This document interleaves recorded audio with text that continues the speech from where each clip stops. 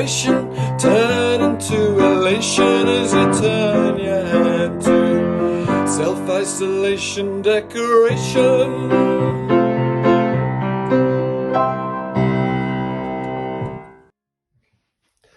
Hello there, Phil here from Paint the Town Green, giving you some decorating tips to help you with your self-isolation decoration.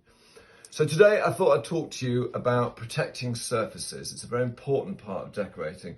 When you go to someone's house and they've had some work done and you see splots of paint all over the carpet and on the furniture and whatnot, you're inclined to think, oh, that's a bit of an amateur job. And you'd be right, but it's more likely to be to do with how the area was prepared and protected rather than the actual paint application techniques that were engaged. A good decorator will spend a decent amount of time protecting the area and preparing his workspace before he even starts thinking about doing the actual decorating work. It means you can work more quickly, more efficiently, and it also means when you've finished your work, you just whip off the protection and you're done. You don't spend another half a day crawling around your hands and knees removing spots of paint. So the area I'm going to demonstrate in is actually my daughter's wardrobe, which I'm doing some painting, which is quite good because it's like a little mini room. So I can show you the same principles I'd do if I was doing an entire room, but it's all on a much smaller scale. So the first thing I'm going to do, you see here in my hand, I've got some tape. And the first thing I'm going to do, because I'm going to be painting the skirting boards in here, is protecting the edge of the carpet. Now this is what's called a low tack tape, if you have a good look at that.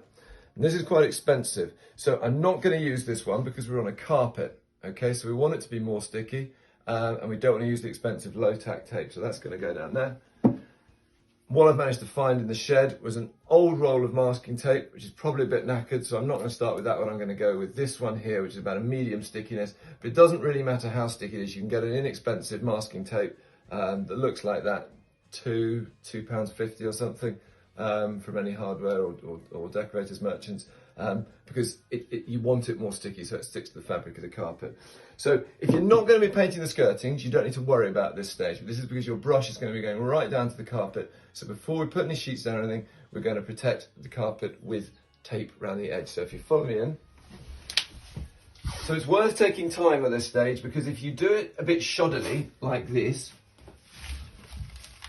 I'm exaggerating to make the point, but you can see there's a gap here between the tape and the skirting. And it's very easy to think, oh, it'll be fine, I'll be careful when I get to there. You won't. And your bristles will go down there. And when you remove the tape, you will find a little slug of paint stuck to the edge of the carpet, which you will then spend ages trying to get off with a razor blade or a Stanley blade or something like that. So what we're going to try to achieve is making sure that our tape goes a little bit further than our brush is going to. And the way we do this is we do it in sections. We offer the tape up like that, just slightly going past the edge of the carpet. And then what we want to try and do is very slightly pull the carpet back, just moving the fabric of the carpet, pushing the tape in there, and then letting it go again. So it's just getting that extra millimetre, so that when you take the pull back, you pull the carpet back and then let it go, and it just tucks the tape right up. So if you zoom in there now, there is no gap. Okay, and as long as we don't let paint dribble down there, that should perfectly protect the edge of our carpet. So I'm going to now do this around the rest of the room, and then I'll show you the next stage afterwards. Okay, so I've gone right around the room, taking my time and making sure that anything that I want to paint is fully exposed. So I've not got tape creeping up the skirting boards or anything that's going to leave an unpainted section when I remove it. And also, anything that I don't want painted is well protected. So, okay, so the next stage, protecting the main section. So we're in a small space here. So what I could do is just come in, put down my dust sheet like that, and crack on. The problem with that is, two problems with that. Firstly, I've got areas of carpet that are exposed. If you come in here.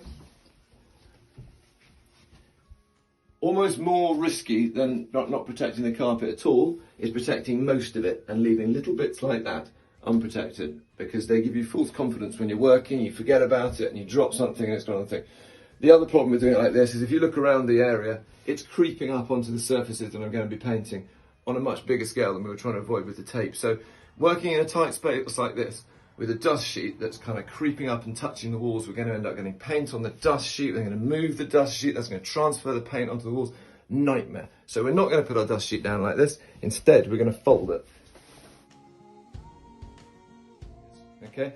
Now this is absolutely fine when I'm working on the walls, and then when I come to do the skirting boards, where I've taped up the edges, I'm just going to give it another fold, just to bring it back by a couple of inches that will expose the tape, but that's okay. And then I can get my brush down without the dust sheet interfering. One more thing. I'm now going to protect the area just outside the room where I'm working. This is really, really important.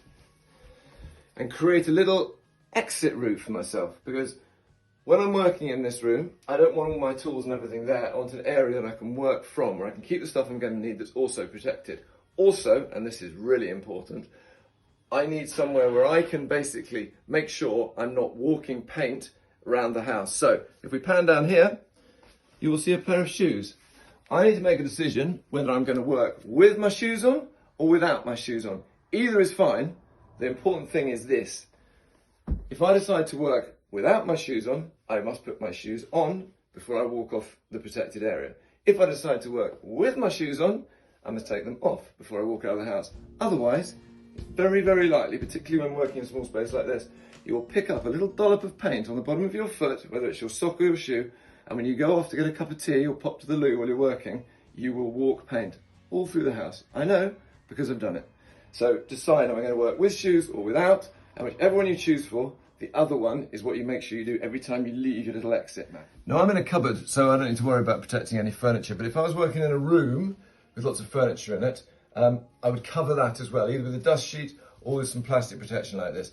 Even if you don't think you're going to get any paint on it, you're going to get quite a lot of airborne dust during your work. So again, remembering that we want to make our finishing procedure as quick and as neat as possible, if you cover all the furniture that's in the area that you're going to be working, means at the end of the work you can just whip the protection off and you haven't got a film of dust over everything. So not relevant here because I'm in a cupboard, but if I was working in a bigger room, I'd also protect all the furniture. So that's it, we're protected and we're ready to go.